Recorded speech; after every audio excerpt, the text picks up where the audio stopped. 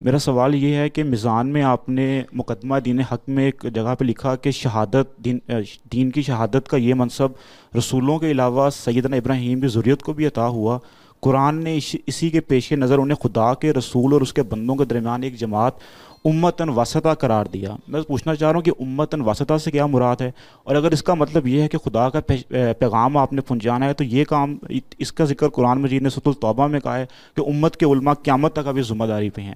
تو اس حوالے سے میں نے پوچھنا کہ سیدنا ابراہیم کی ذریت کو اس کے ساتھ خاص کیوں کیا گیا ہے، اور ان کو امت الواسطہ کس طرح کہا گیا ہے؟ اور اسی کے ذیل میں پھر ایک سوال ہے کہ جس طرح بنو عباس کے معزولی کے بعد جب ان کی خلافت جو ہے وہ ختم ہو گئی، اور تو کیا اس کا تعلق بھی اسی وجہ سے ہے کہ وہ اس کو خدا کے پیغام سے یا اس کو پہنچانے سے منحرف ہوئے ہیں؟ اور مسلمانوں کا زوال جو ہے، جو آپ نے اپنے مقامات میں کہا ہے کہ مسلمانوں کا اصل عرب ہے، تو کیا اگر عرب میں بگاڑ پیدا ہوگا تو کیا اس کا اثر پوری امت پہ پڑے گا؟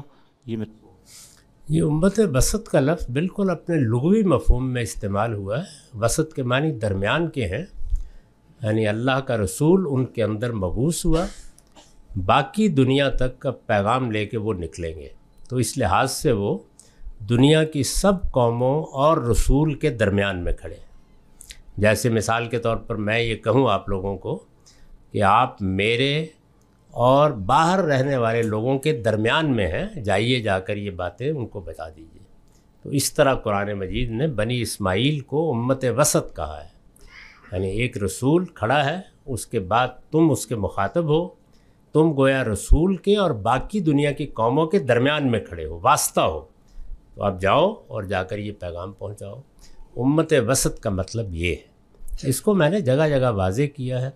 جو ذمہ داری انہیں دی گئی ہے وہ یہ شہادت دینے کی ذمہ داری ہے، اور اپنے علم و عمل دونوں سے شہادت دینے کی ذمہ داری ہے کہ ہماری طرف ایک خدا کے رسول کی بعثت ہوئی تھی، وہ خدا کا آخری رسول تھا، اس کی بعثت پوری دنیا کے لیے تھی، الی الخلق کافہ تھی۔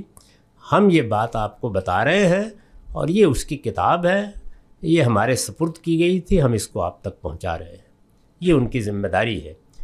ان کو جس خطے میں آباد کیا گیا ہے، جو اصل ان کا وطن ہے، وہ جزیرہ نمائی عرب ہے، اس کے بارے میں اللہ تعالیٰ نے بتا دیا ہے کہ وہ اللہ نے اپنے لیے خاص کر لیا ہے، اس کا حرم وہاں ہے۔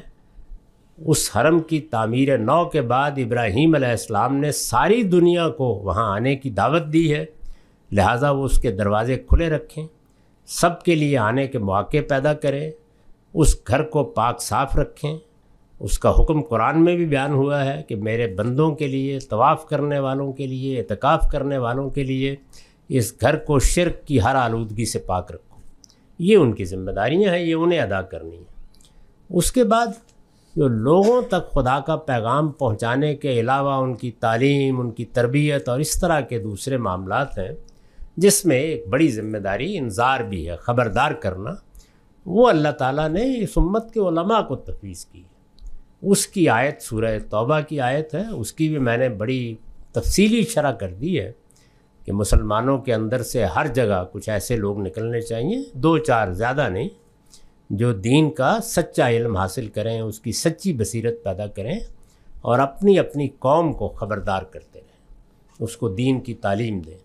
خبردار کیا جاتا ہے، جو خبردار ہو جاتے ہیں ان کو پھر تعلیم کی، تربیت کی ضرورت ہوتی ہے، اس کا اہتمام کریں۔ علماء کا یہی کام ہے۔ یہ ساری باتیں میں نے قانون دعوت میں بیان کر دی۔